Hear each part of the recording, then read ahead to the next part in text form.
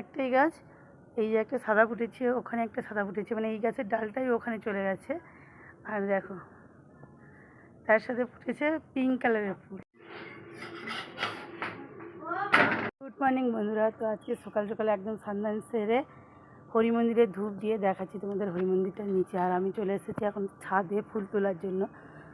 তো যে কারণে ক্যামেরাটা শুরু করেছি সেটা তোমাদের সাথে বলছি একটু পরেই। এটা হচ্ছে এইটা দেখানোর জন্য যে একটাই ফুলের গাছ, দেখো সাদা ফুল ফুটেছে, একটাই গাছ, এই যে একটা সাদা ফুটেছে, ওখানে একটা সাদা ফুটেছে, মানে এই গাছের ডালটাই ওখানে চলে গেছে। আর দেখো তার সাথে ফুটেছে পিঙ্ক কালারের ফুল, সাদা ফুলের গাছে গোলাপি ফুল।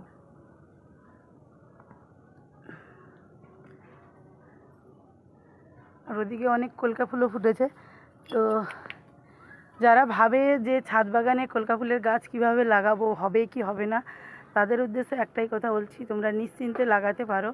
এই দেখো এইরকম একটা ওই 20 লিটারের বালতি বা ড্রাম, ওই যে আমরা আগে মুড়ি টুড়ি রাখতে এরকম ড্রাম ফুটো হয়েছিল, কেটে এই যে লাগিয়ে দিয়েছি। আর গাছটা কতটা হয়েছে দেখছো, গাছটার বয়স 1 বছর হবে, আগের বছর বর্ষাতেই আমি বসিয়েছিলাম।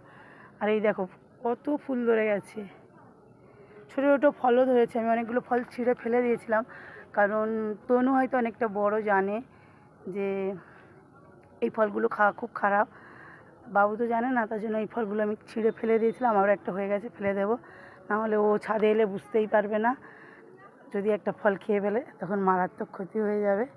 আর অনেক দিন তোমাদের সাথে ছাদ বাগানের ভিডিও শেয়ার করা হচ্ছে না। তো আমার ছোট্ট বেদানা গাছেও কত ফুল এসেছে লাল লাল হয়ে, এই যে, কিন্তু এখনও বেদানা ধরছে না, প্রচণ্ড পরিমাণে ফুল হচ্ছে, কুড়ি কুড়ি দেখেছো।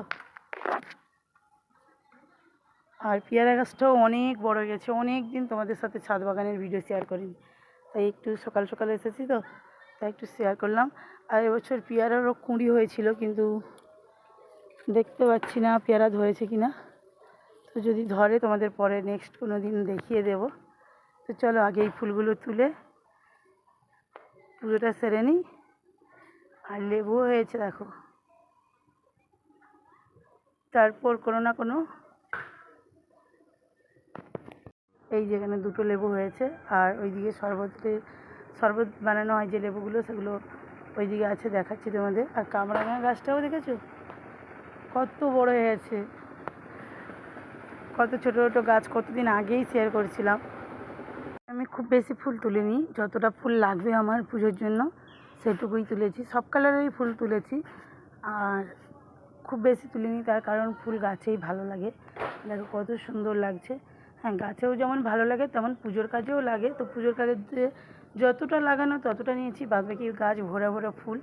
আর ছাদে এলে দেখতেও ভালো লাগে, সারাদিনে তো অনেকবার ছাদে আসা হয় জামা কাপড় মেলতে তুলতে, তারপরে যখন রিলস বানাই তখন।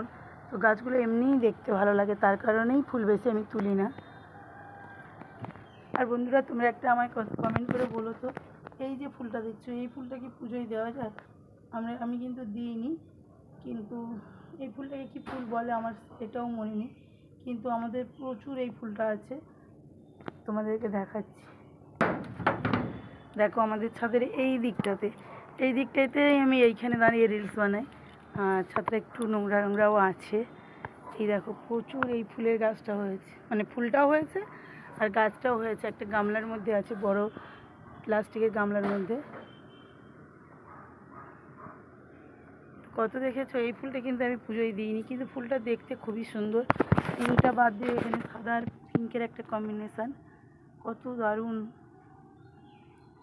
তো যারা জানো তারা কমেন্ট করে বলো তো প্লিজ, যে এই ফুলটা পুজোয় দেওয়া যায় কি না।